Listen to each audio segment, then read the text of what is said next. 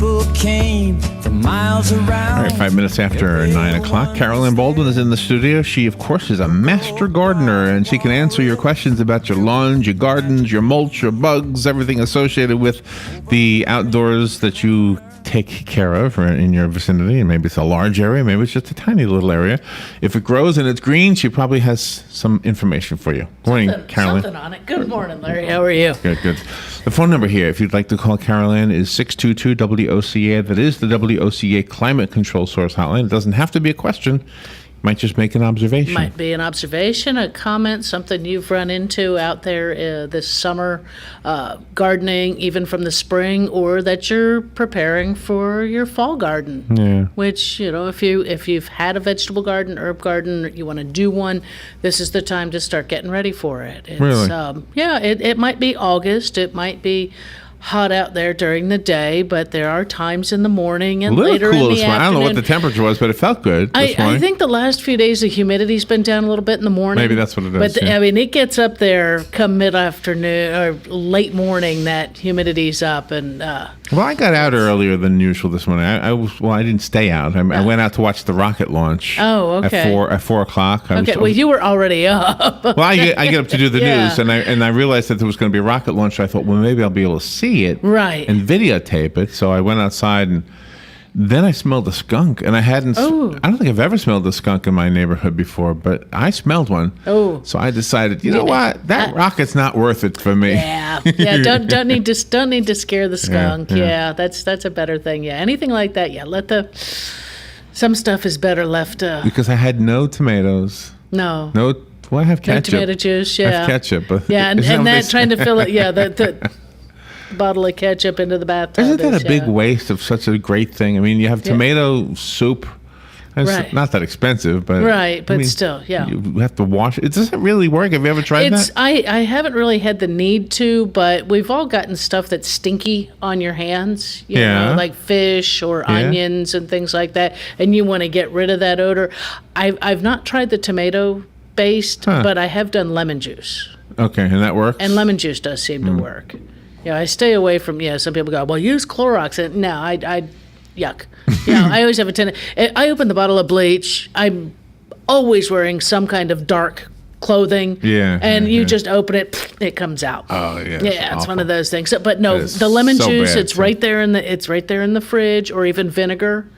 It's a little easier on your skin too. It just, the lemon juice you can put a little on and you can leave it there. Do you know when you don't feel like that you have to rush and you can actually put that on and put it on a couple times so you can remove that odor. So but you could do the same thing with tomato juice, or no? But the tomato juice probably is what it something about the acidity within it, quite possibly, that removes those oils.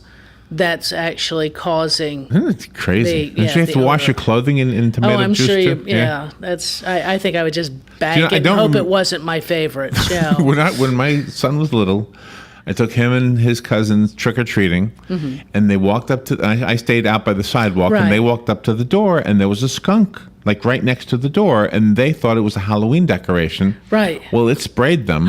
Oh my and goodness! The whole rest of the night. Can you imagine the poor people's porch? It's now, horrible. I'd have thought the same thing, either a decoration or a pet. Because I've known of people who had pet skunks and they're desented. Oh, they have that gland removed. Yeah, this one sprayed them. Got their feet. I don't remember having to worry about the smell. It was like you take off your shoes and your socks and you're fine, so. Well, you got lucky with that. And where you were, right. Maybe it was a colder climate? No, it was here. Oh, it was in Rainbow Lakes Estates, in fact. Okay. Yeah. Well, there goes to show you. But you couldn't tell the difference between stinky boy feet and skunk. I don't know. Yeah. That's an interesting observation. There. But it is August in the garden. We have had a few mornings that have been absolutely wonderful. That if you've happened to get up and take advantage of that, take your cup of coffee or whatever your favorite morning beverage is, and sitting outside enjoying your gardens. All the toil that you do other times of the year and get it set up to be able to enjoy while it's nice. But it is time to think about, what are you going to do this fall, this winter? Are you going to do another vegetable garden. If you Yeah, haven't planned that, it's time to. It doesn't take that long to get it ready. You want to get yourself some fresh compost into the area. If you have some leaves and things, some compost in the compost pile that's not quite ready, you can still work that into the ground. It's going to break down in a couple weeks while you're getting your other things together. You're pretty well past the time to being able to solarize, but think about that next year. If you've had an issue with the nematodes mostly, plus some other pest problems as well as weed seeds. So if you had weeds and you didn't solarize several weeks ago, you're kind of left out on it for this year. But just get some compost in there, get it all ready to plant. There are a few things you could put in now. Some pepper plants if you have them, or if you want to buy them. Eggplant will continue going until it gets too cold. Just make sure don't get little teeny ones on the eggplant. Your peppers they're perennial. You can put them somewhere where you can protect them. You can start from seed. The only problem with seed right now is unless you still have seed from spring, most of the seed racks haven't come back down onto the floors in the store yet. They'll be there soon, but I know I like to start things a little earlier, especially if I'm gonna, if I want to start them from seed, I want to start them in a container if I can, and put them out. Even some of those bigger seeded items like your squash and cucumbers and things like that, even though they go right in the ground just fine, if you can put them in a peat pot or put them in a plastic container, a pot of some type, and grow them to at least some size before you put them in the ground, you're getting a little bit healthier head start without having to run your worrying about disease issues and insect issues while they're really small. Do you know what's disappointing to me? What's that? Jim George, who does a radio show here on Fridays, is our cable expert. Oh, okay. Anyway, he sent me a video because he knows I have a banana plant. So he sent me a video of this banana farm. And every plant on this banana farm was loaded with bananas. Oh, yeah. Loaded with bananas. It was the Dole banana company. Okay. Mine, so far, I mean, the promise of this big flower producing bananas, it keeps getting lower and lower and getting lower. Any bananas. No, is there supposed to be bananas by now? There should be. Nothing. Everyone, like Not right now, if you go there right now, you know those little yellow flowers that show up under the big purple flower? They're there again. That you've got more flowers and They just don't turn into... Is that what it is? There's no bugs doing... It could be that there's nothing pollinating them, and it doesn't make sense because I know you're not a big pesticide user. You're not a pesticide user. I don't use anything. Right, you don't even have it. You got a can of Raid for the house. That's it. But... No, and I mean, I know the area you're at, and I know that your neighbors aren't big pest control nobody messing people. with it. It's not just the neighborhood you're in. Just and there's plenty of butterflies around everything. That there should be. I don't know so why disappointed. You're not getting. Yeah. So disappointed. I mean, it's a beautiful plant anyway. It is. And the flower's very interesting to be able to watch and see it. Grow and go. But usually by now, the bananas would have... It's an interesting thing, isn't it? Would have set on there by now. I don't know why. We're up to your first break already. Wow. By the way. Where's the time go? So we need to take a little break. If you would like to call Carol Ann, maybe you have a question or you just like to offer a comment, your comments and your questions are both not only welcome but invited. The phone number is 352-622-WOCA. That is the WOCA Climate Control Source Hotline. We'll be right back with Carol Ann Baldwin after this. The weather is brought to you by myfwc.com. Safe boating is no accident. Some sunshine today, but there'll be a couple of showers and a heavier thunderstorm or two around, most widespread during the afternoon and evening hours. The high today, 88 to 92. Then partly cloudy later tonight, though 72 to 76. Partly sunny tomorrow with a couple of thunderstorms around during the afternoon and evening hours, high 91 to 95. Thursday, partly sunny with a couple of showers and a thunderstorm likely in the afternoon, high 91 to 95. From the Florida Weather Center, I'm Joe Lundberg. This weather brought to you by OcalaForSale.com, where you too can be a sellout. Give them a call at 629-1663 or just go to OcalaForSale.com. You've got got a garden and we've got a show for you called You've Got a Garden with your host, Master Gardener Carol Ann Baldwin. Carol Ann answers your questions about your flowers, your veggies, your grass, your trees, even questions about your bugs. And she's only on WOCA, so don't miss Carol Ann Baldwin and You've Got a Garden each Tuesday from 9 a.m. to 10 a.m. right here on WOCA The Source. Hi, folks. Jim Lally from the Mortgage Center. I want to talk to you about WOCA and radio. Radio advertising works, folks. 3 shows, an Atomic Area Real Estate Hour, produce 15 calls for us, and it'll work for you. So if you've thought about it, get off the fence, make the decision. WOCA, radio advertising works. Call us. WOCA. They've served our country. They've kept us free. And they need your help.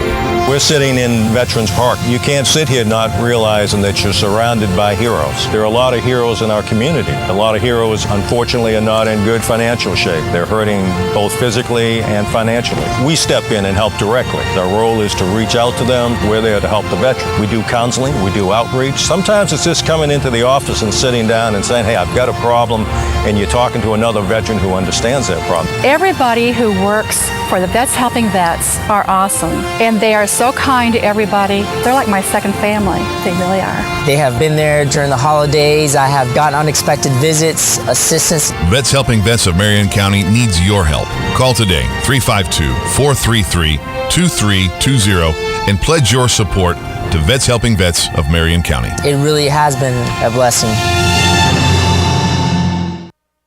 Get it for less at the DIY Home Center outlet. Get top quality real wood cabinets the same or less than the big box stores are selling the cheap stuff. And that's not all. Drywall screws big box stores are $6.47 a pound. At DIY, only $4.99. Plus, DIY has the largest selection of mobile home parts and accessories anywhere. From carpet to doors, get the DIY supplies you need for less. The DIY Home Center outlet. We are your building material closeout store. 2191 Northwest 10th Street, just 2 miles east of I-75. All right, 18 minutes after 9 o'clock. You had a caller off the air, and she preferred to speak off the air, but you weren't able to finish. Ma'am, did you want to continue on the air?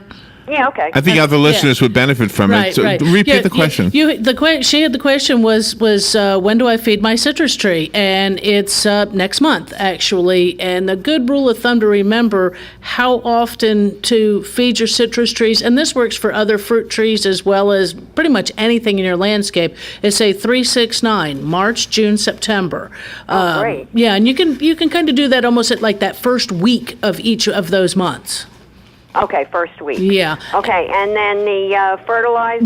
With the type of fertilizer, just a granulated citrus fertilizer. Brand doesn't really matter. All of those last for about 3 months when you put them down. And I like the granulated because you can put it between the trunk and that drip line, that whole area under there, feeding all of the feeder roots, not just the ones that are on the drip line if you used a stake system. Yeah. Yeah. Okay, I thank you very much. You're welcome. You're welcome. All right, bye-bye. Bye-bye. Yeah, and on the bags of those fertilizer, they'll generally tell you how much to use on that, depending on the size of the tree or the age of the tree. Sometimes it seems like a lot of fertilizer when you're looking at that, and it may tell you 3 to 5 pounds, and you're going, wow. But then you look, especially if you bought that little bag, that's like a 4 or 5 pound bag. Okay. There's not, it's not really that big. And as you get going along, chucking that stuff up underneath there, you realize, yeah, I used the whole bag.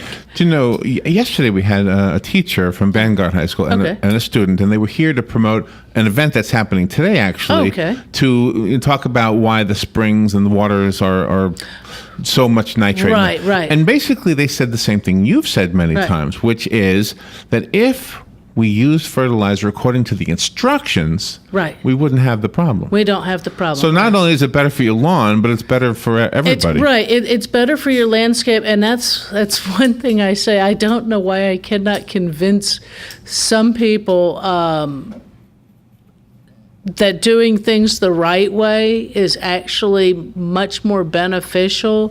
I was speaking with a lady yesterday, actually, who was looking for liquid lawn fertilizer for her lawn. Wondering if it was made. I said, yes, it is. I said, I'm not actually sure if the store that I'm in actually carries it. I said, but I don't recommend it because of our sandy soils. 2, this time of year we have so much rain. Normally those liquid fertilizers are very high in nitrogen, which causes a lot of top growth, and that's the problem that we find in our springs, lakes, rivers, and the rest of it is that nitrogen. And she said, well, her thing was she had the best lawn in the neighborhood. And she has a service, and that service comes through and fertilizes. She does it in between, which is like doubling up on the fertilization. Wow. Which is not necessary.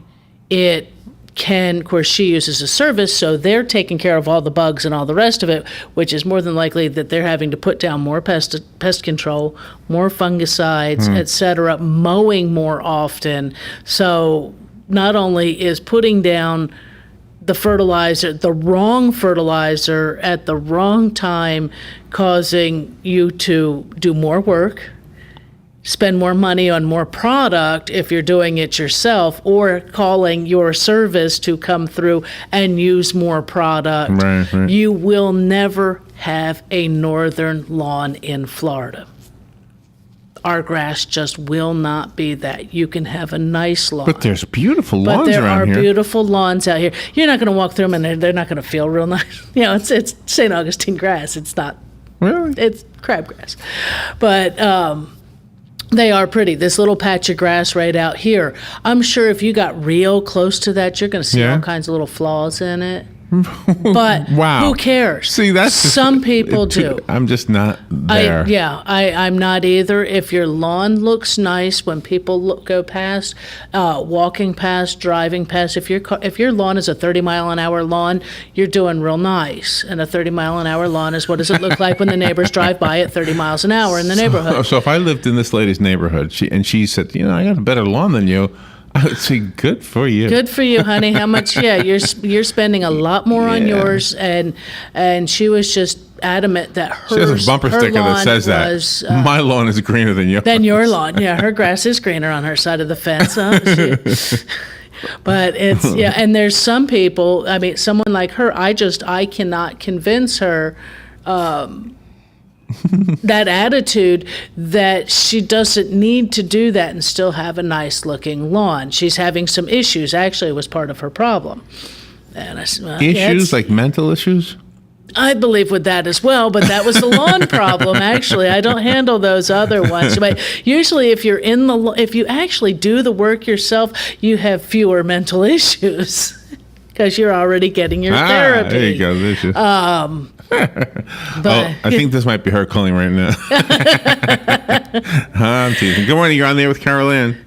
Good morning, Carol Ann. Good morning. I lived in St. Augustine for about 10 years. Okay. Long before I lost my vision and everything. And we used to, I can remember as a kid over there, we watered the lawn with that sulfur water. It smelled like rotten eggs. Yeah. The lawns were really nice.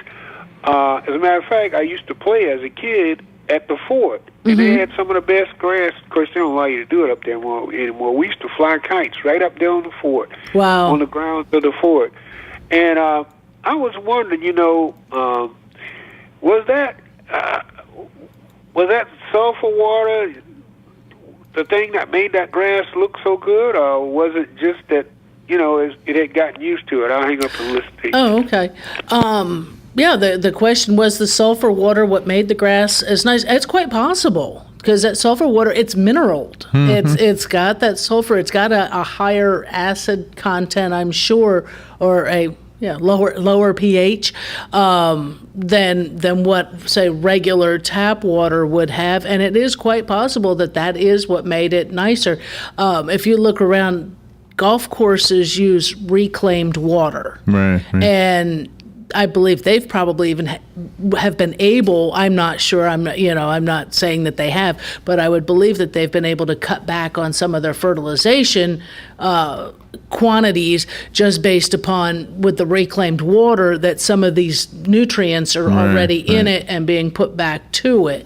So that reclaimed water issues I know in just because I do work down on that end, outside of Marion County and down near the villages, that their golf courses are all watered with reclaimed water, and it's from the retention areas as well as from some of the other areas.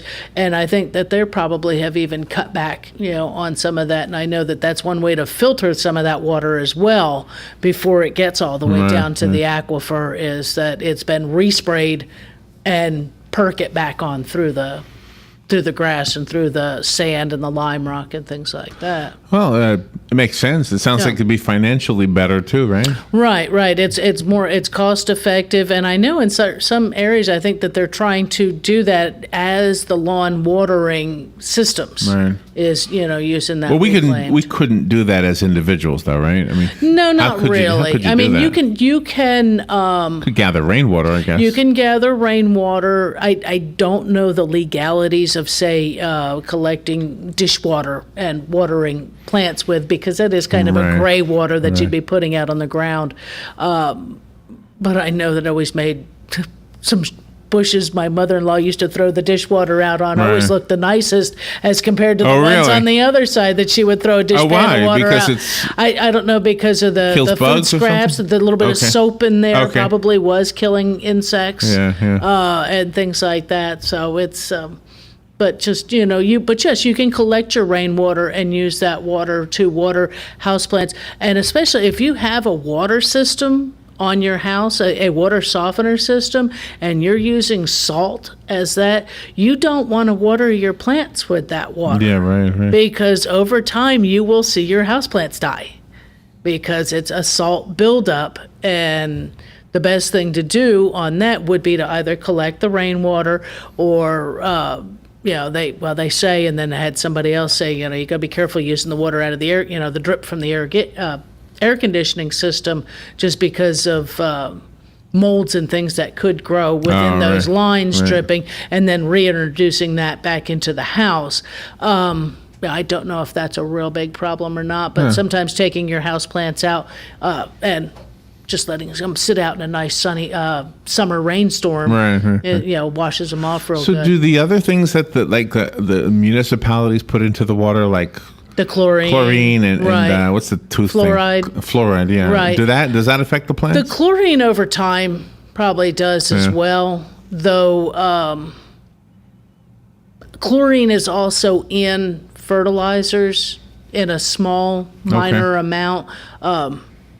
Not anything overdoing it. So it's, it is probably a good idea occasionally maybe to collect up a bucket of rainwater if you have a lot of houseplants, and watering them with that instead. And when you do that, you flush them through. And even if you're not, people use the liquid fertilizers on your houseplants, and that's a great place where liquid fertilizers work, is on houseplants, because it's a contained environment, and when you're watering, it stays there. But every so often, because they usually tell you to use them once every third watering or something like that. And to me, it's before you do that third watering, water them one more time really good, and let that, and watch the water that comes out. And if it's still blue, that's that you've still got a lot of fertilizer in there, and over time, if you're using those liquid fertilizers, you will find that your plants are declining on that same issue. All right, we have the music starting, so that means we need to take a little break. We'll be right back, though. We've got another half hour of You've Got a Garden with Carol Ann Baldwin, and remember, your calls are welcome and invited. The number to call Carol Ann is 622-WOCA. That's the WOCA Climate Control Source Hotline, 622-9622. We'll be back in about 3 minutes. Fox News Radio, I'm Pat O'Neill. American Ebola patient Dr. Kent Bradley said to be making progress in his battle against the virus. His colleague will soon join him in Atlanta. Nancy Wright-Bull makes her way back to the U.S. today. She's the aid worker who contracted the disease in West Africa and is now on a specially outfitted private plane. Her family says she's shown signs of improvement. Fox Radio's Tanya J. Powers. It's the first day of a 3-day ceasefire in Gaza, and so far so good. Israeli government spokesman Mark Regev is cautious. We'll be watching closely. We'll be ready for any development. But Israel will honor the ceasefire and will be watching to see if Hamas does too. Israel says it is sending a delegation to Cairo for talks to end the month-long conflict. A man dressed in Afghan army garb opened fire at foreign troops in Kabul. The German military says an officer was killed, 15 soldiers wounded. Fox News, we report, you decide.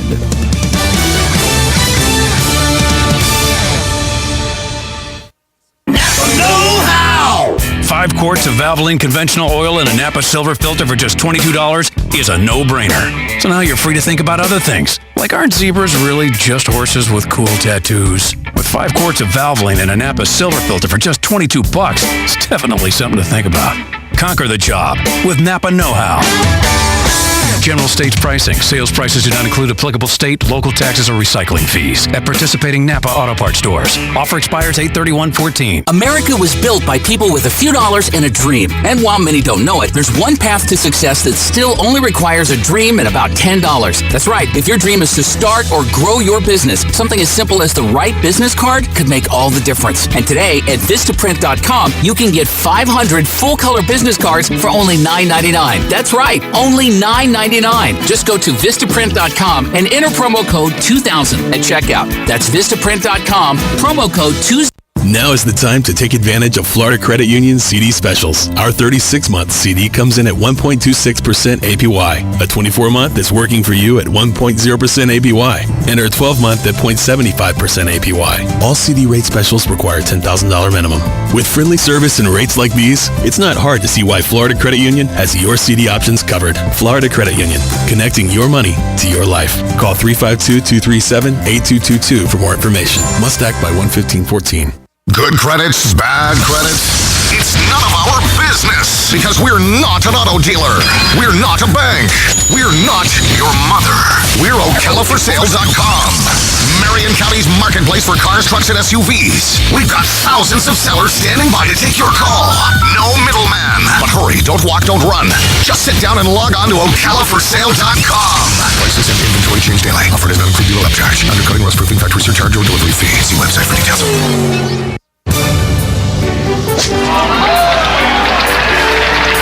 How good does it get? Golf has long been considered to be sport's most prestigious game, and WOCA has your connection to everything in the golf world. Every first and third Thursday at 10 a.m., tune in for Let's Talk Golf with your host, PGA professional and teacher to the stars, Jim Beckett, and operations manager for the Links of Spruce Creek South, Darren Irwin, right here on The Source. Hi, I'm Yvette, and I'm here to tell you a few things about ABC Frederick's Appliance. They sell not only new, but used guaranteed appliances. When you call ABC Frederick's Appliance, they will provide service on what they sell and any appliances that you own. ABC Frederick's Appliance is located in Bellevue, right over the railroad tracks. Call 352-629-5181. That's 352-629-5181. That's 352-629-5181. ABC Frederick's Appliance. Hi, I'm Leah Caruso with Strive Rehabilitation, inviting you to join me Thursday at 11 a.m. for Health Matters. Ocala Health and Strive have teamed up to bring you the latest information on good health services available to you right here at home. This vital information will help you make informed decisions about your health. So don't forget to join me here at 11 a.m. Thursday. It's news you can use from Ocala Health, Strive, and your friends here at WOCA. Here's what you may have missed on the John Tesh Radio Show. On which day are we most likely to have a tension headache? If you guess Monday, well, you're right on. If you want to get noticed, just smile more often. People, it turns out, spot others whose teeth they're showing when they smile twice as fast as those who have closed mouths. And they don't want to go where you want to go. They don't want to do what you like to do. If that sounds familiar, focus on your other friends. Intelligence for your life on the John Tesh Radio Show. Don't miss this stuff. All right, 25 minutes before 10 o'clock, let's return to Carol Ann Baldwin. And you've got a garden. If you've got a question for Carol Ann, remember to call her. The number is 622-WOCA. By the way, 79 degrees here at the Paddock Mall. 79 degrees. That's not bad for here mid-morning in August. It's maybe a little hint that the summer is winding down. Well, you can tell that by if you are someone who gets up early in the morning, and I are somebody who does that. Yeah, but you're usually and now well, now it's later that the sun is coming up, and it's earlier that the sun is going down. Yeah, right. So you can kind of tell. I noticed that a few weeks passed, and I was going out of my house getting ready to leave, and I'm going, it's still dark out. What happened? I don't think it was this way last week, but one of those sudden realizations, it's still dark in the morning, and I'm leaving the house at the same time. It actually made me look and see if I was early.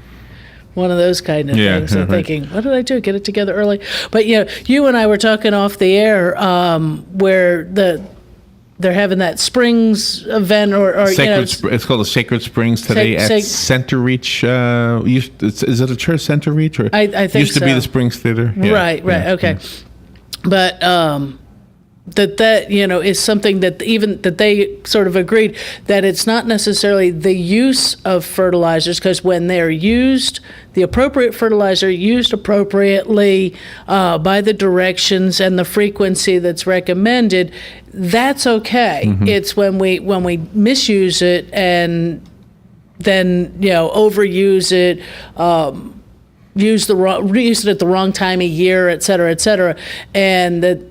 Over in, I believe it's Hillsborough County. I'm not sure if it's Pinellas County also. There's a couple counties on the West Coast, and the way they took care of part of their problem was they just made it illegal to buy a nitrogen source fertilizer between the months of June and September. And so the only thing, it stopped the good guy from doing what he wouldn't have done if you'd have just made the suggestion and explained it to him. He would have stopped anyway. Just like if you'd have told me, or if I'd tell you, Larry, don't use a nitrogen-based fertilizer here between June and September because it's becoming a pollutant more than a nutritional source for your plants, you'd go, oh, okay, that makes sense. Instead over there they said, well, you're not allowed to buy it. So a law versus a campaign. And so now what everybody does is they just buy more in May. Right. And they put it down secretly, or they come out of the county and they buy it secretly and they go back and they put it down. Yes, they have fertilizer police like we have water police. Your neighbors are actually supposed to, report you.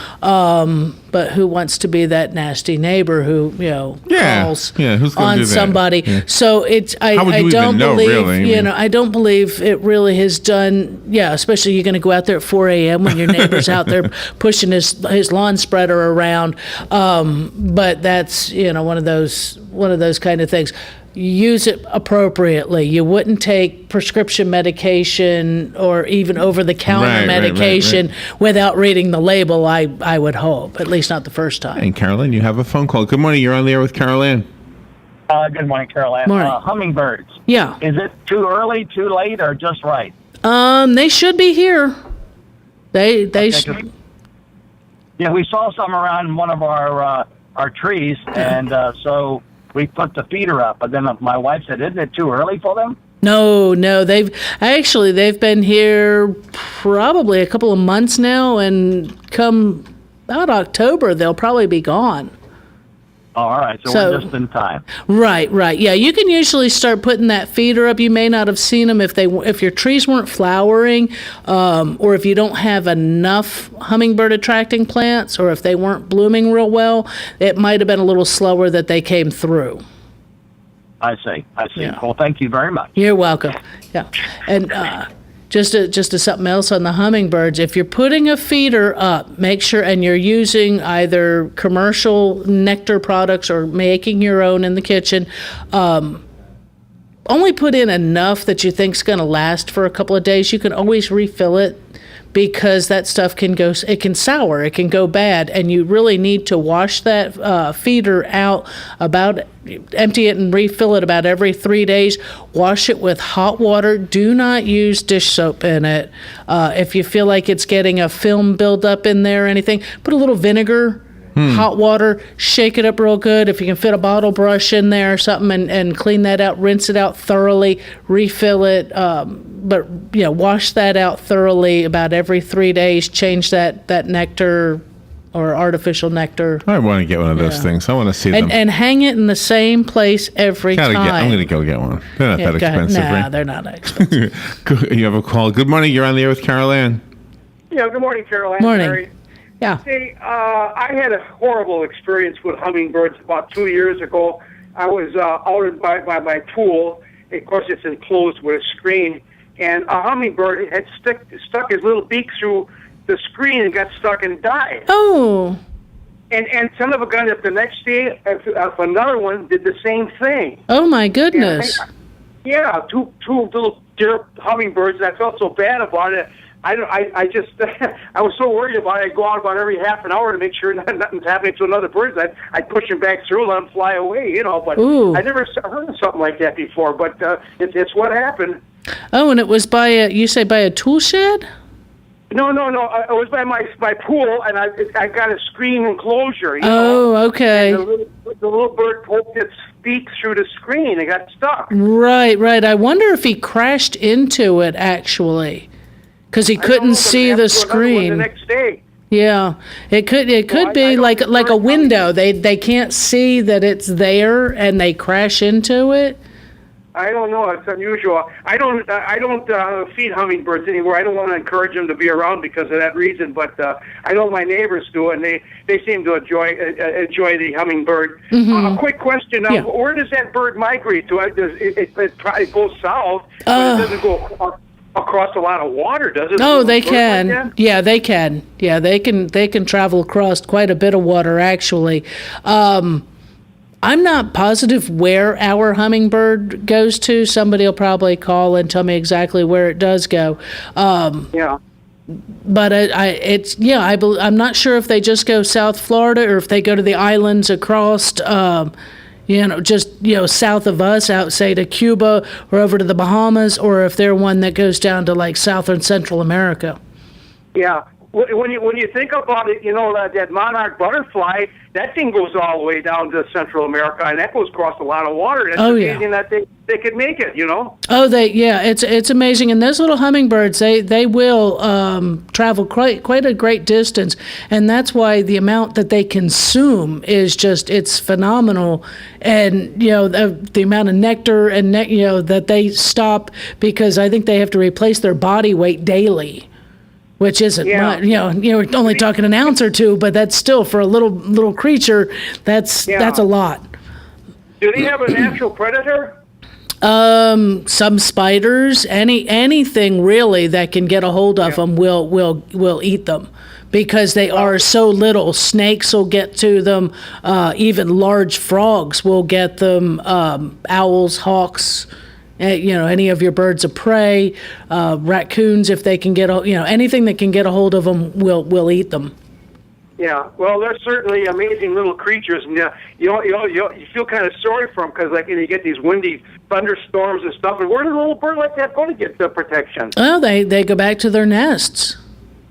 Oh my gosh. Like anything, they'll go back to their nests or get up underneath a ledge or something like that and just wait them out, just like any other bird. Yeah. Okay, well, thank you. You're welcome. Yeah, and, encouraging, with the hummingbirds are territorial. So sometimes you have to watch out that they're not fighting each other off. Oh, really? Yeah, and that they fly very fast. I mean, it is one of the fastest flying birds, really? I think, out there. And you hardly see them. I do. They look like a bug. Yeah, when they come by your head, you're going, what was that? And I'm thinking that with his screen there on his pool enclosure, they never saw it. Yeah. Yes, we've all had a bird crash into the glass door or the window or something like that, and either get killed or knock itself a little cuckoo for a while. With the screen, of course, getting trapped, with something else. That if you have a screen, don't put your feeder too near the screen. We have to take another break, and we're getting good at this, aren't we? Yes, we are. All right, so we'll take a little break, and we'll be right back. If you want to call Carol Ann, call her now, 622-WOCA. We'll be right back. The weather is brought to you by myfwc.com. Safe boating is no accident. Some sunshine today, but there'll be a couple of showers and a heavier thunderstorm or two around, most widespread during the afternoon and evening hours. The high today, 88 to 92. Then partly cloudy later tonight, though 72 to 76. Partly sunny tomorrow with a couple of thunderstorms around during the afternoon and evening hours, high 91 to 95. Thursday, partly sunny with a couple of showers and a thunderstorm likely in the afternoon, high 91 to 95. From the Florida Weather Center, I'm Joe Lundberg. This weather brought to you by A&A Lockdock. Did you know that most break-ins happen during bad weather because it masks the sound? Don't be another victim. Protect your home and business today. Call A&A Lockdock, 352-867-1965. That's 352-867-1965. If you're looking for real, genuine savings for your yard or garden, then check the ad, the Bob Wine's Camellia Gardens ad, with a whole slew of new bargains as their fabulous summer sale rolls along. Huge closeout on your favorites, including oleander, plumbago, powder puff, hibiscus, Texas sage, bougainvillea, some as low as $2. Buy one, get one deals on agapanthus, on jasmine, on hummingbird and butterfly plants, and get this huge array of azaleas, just $1.99. Big truckload sale too. Huge savings on all trees, all sizes. Need landscaping, your yard redo? Check with Bob Wines for the best, on time, for less of your hard-earned dollars. Bob Wines Camellia Gardens, with summer store hours open Monday through Saturday from 9 to 2. So get there early for the best bargains. Bob Wines, Southeast 38th Street, Ocala. Truly a nursery like no other. WOCA AM 1370 96.3 Let's face it, nowadays it can be hard to find American-made products, and that's something that Cabinet Sales of North Florida is well aware of. That's why they're an authorized dealer of Wellborn Cabinetry, family-owned and American-made since 1961. Cabinet Sales of North Florida is your answer for complete turnkey kitchen remodels and whole-house cabinetry. Their cabinets are finished with solvent-based enamels for a long-lasting finish that's second to none. Available in an incredible selection of door styles and colors to choose from to turn your dream kitchen into a reality. In-house design and drawing services are available. Come by and see our displays for yourself at the Floors of the Villages, 3935 County Road 216 in Oxford, or Exquisite Design Kitchen and Bath in Bellevue, right across the street from the Bellevue Library. So whether you're looking for bookcases, kitchen, bath, or outdoor kitchen, Cabinet Sales of North Florida is your one-stop source of quality cabinets. For a free estimate, call 352-427-2647. That's 352-427-2647. Cabinet Sales of North Florida. You're listening to The Source, your home for Fox News and Fox Sports Weekends.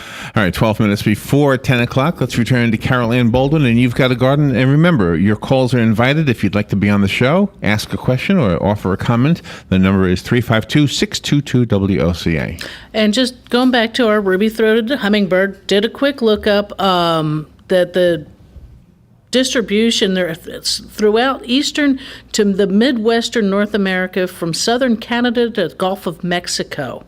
Most of them winter in Mexico, Central America, and the Caribbean islands, although a few remain in the Gulf states and in the Outer Banks of North Carolina. So even as far north as North Carolina, most researchers accept a remarkable nonstop crossing of the Gulf, taking 18 to 20 hours. They arrive at the coast in late February or early March and follow the development of spring flowers northward, reaching this person's home in St. Louis in around mid to end of April. And the males are there first. The females show up they say male starts south as early as July, and the female breeding birds leave here, which is St. Louis, in September, with the young of the year following. So they're here, and then they come back down this way, running their migration route. And if anybody wants to read a little more on that, where I got that from was hummingbirds.net/ruby-throated. Just Google it. Google's a mysterious, wonderful thing. But it tells you quite a bit about that. Just a real simple website. A little bit on the ruby-throated hummingbird. That's a cool, if you can attract them, that'd be a cool photo project, I guess. They're amazing, just especially. Do they ever sit still? It looks like you never see them sitting. They actually will light to feed. They will land on a feeder. So many of the hummingbird feeders don't have little perches around on them, but they will use them. So if you find one that has them, you can buy it. It's not that that's a waste to having the little perches on there, because they do use them. They will stop. They will rest. They just don't rest much. It's interesting that they know to fly across the Gulf of Mexico. I mean, that's... Well, it's a whole... they've gone through that. If you've ever watched any of the nature programs where, like homing pigeons and things like that, other migratory birds, it's some of those are just amazing to see, these migratory flights of birds that go thousands and thousands of miles. It is amazing, right? Yeah. The flamingos, oh gosh, I forget now where they all migrate to, but it turns this whole area pink. There are millions of flamingos there, and I want to say it's Africa. It might be Australia. So we don't have them here. It's not the state bird though, is it? No. But down in South Florida, there are some that I believe they were introduced. So we were talking about this morning. Like, would you be upset if you were like in Alligator Alley and you saw an alligator eating a flamingo? It just seems like... No, it's nature. You just it's nature. Brush it off. See, I'd be a little bit upset. Say, oh, come on now. Eat something that's not so noticeable. I mean... Well, just because it's pink. It's if it would have been green, nobody would have seen it. It would just, But, it's one of those... it's just part of course of nature. On those, just because it's kind of a pretty bird. But still, I've only seen them in theme parks. I've never seen them in the real world. Yeah. But there are some down. You get way down there in South Florida, and there are some that I believe are either naturalized as a flock that come through, not just at Sarasota Jungle Gardens way back when I was a little kid and saw them. One of those kind of things, but. With any of that, it's some of them were introduced, some are normal, and those migratory routes that are that they go through are amazing. Like you say, with the butterflies, with the hummingbirds, some of our other migratory birds. See, now what gets me is how does man know which of these wood stork is it the whooping cranes that they need to take and do the ultralights and bring them to certain wildlife refuges? How do they know that those eggs actually needed to come to that refuge and not another one? Oh, right. Yeah, that's because it's sort of an inbred genetic material kind of thing. And just to go back to the hummingbirds again, if you are putting a feeder out, again, the little perches are beneficial. Each year that you bring it out, hang it in the same location, because they will remember where it's supposed to be, and they will go back to that same spot. And again, it's one of those, it's a learned behavior, and they learn it rather quickly if they know that there is a known food source. And so if you lose a hummingbird plant in a certain area, you need to replace it with one as well. So, be aware of that as well. So if you have say a fire spike or something that's not doing real well this year or something like that, and that's it's a good hummingbird plant, you might be on the lookout for one, so that should something happen to that one, you've got something to replace it with, or know where you can get it, make some cuttings, something to where you have one. And one of those weird things that I encounter it every so often, hummingbirds and our butterflies, if you're going to want butterflies in your yard, you need to leave the pesticides in the stores. Right. Don't come back and go, oh my God, these worms just ate my milkweed, because I'm going to, and so I sprayed them, and I want to reach over and go, you moron, you just killed how many butterflies? Leave them there. Your milkweed will survive. Same way with your passion vine, with anything else, they will survive. Those plants have, it's a symbiotic relationship that plant, so long as it was a healthy plant, will come back. They generally will not eat it to the point of it's going to die. And even if it does, buy another one. But they usually, milkweed is perennial. It reseeds itself. It will re-leaf out before the end of the season and be growing again, and may even hatch out another, may nourish another batch of butterflies. So, just try to make sure that you're not so quick on that pesticide kind of thing. That if you're trying to grow a pretty art, you got to realize you're gonna. Since a hummingbird sort of looks like a bug, would a pesticide hurt the hummingbird? Quite possibly. Probably. Yeah. And you have a phone call. Good morning. You're on there with Carol Ann. Good morning, Carol Ann. Morning. We have milkweed growing in, and I have it in a garden with plumbago, and we got lots of butterflies. Right. But we get some orange bugs on those milkweed on the end. On the tip, it's probably an aphid. I mean, they get pretty big. They're like my thumbnail size. They get larger. They start out little, and there's clumps of them. And my husband just dips them in soapy water to kill. Goes around and rids them. I don't know what they are. I mean, we get a lot of them. But are they red and black? Yes. Okay, they're probably a Jadera bug, Jadera. It's also known as a golden rain tree bug. Yeah. They eat the seeds of the golden rain trees. Okay, because they seem to just be on the pods. They love to go on the pods of these. On the pod, and they may be trying to get into the seed. Do you happen to have any golden rain trees in the neighborhood or in your yard? No. Because that's usually. But every year we get them on this milkweed. Well, we've had it for a couple of years now. Right. But you're not seeing any. Of them. Yeah, but you're not really seeing any damage to the milkweed itself.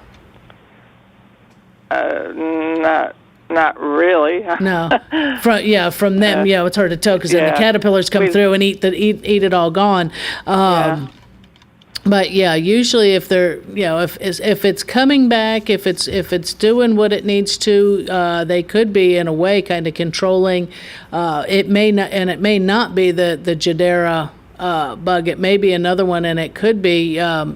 I mean, we get a lot of them. I walk around because we had a big circle, and there'll be clumps of them on the pods. Could you, would it be possible for you to stick some in a jar or a Ziploc bag and drop them at the radio station? Sure. Maybe do it like maybe Monday of next week or something, so they're not, Okay. Not sitting around for I'm sure Patsy's gonna go, and well, we also have I have hanging parsley plants. Okay. And we got the caterpillar worms on them because we like to watch them. And we had so many on this one plant, so many worms. I've never seen so many. I mean, there must have been 60. Wow. They devoured it, and then they just scattered to the winds. I don't know if they were going to survive, but... Yeah, you hope that they each got enough to eat. Yeah, I mean, we usually have maybe a dozen, but this time it was packed with them. Wow. And we have Mexican sunflowers, and they just the butterflies come around to it with just a vengeance. Oh yeah. You have an active yard out there when you get the bees and the wasps, the hummers and the butterflies just flitting about. Yeah. So I'll get one of those bugs to you or some of them. Okay. You can tell me what they are. All right, sounds good. Okay, thank you. Thank you. Bye. In some countries, that would be food, right? Yes, it could quite possibly be. we got a little skillet here. Oh, yeah. All right, well, that was another fast-paced show. Gosh. Yes, it was. It always goes so quickly. And, thank you, Carolyn, for doing that. And thank you, Larry, and the callers. Well, hang in there. We'll take a little break, and we'll be right back. This is The Source, WOCA. See, you can't please everyone, so you got to please yourself. Broadcasting from the Paddock Mall Studios, this is WOCA, Ocala, Gainesville, The Villages, 1370 AM, 96.3 FM, The Source. Fox News Radio, I'm Pat O'Neill. A shooting at a military base in Afghanistan.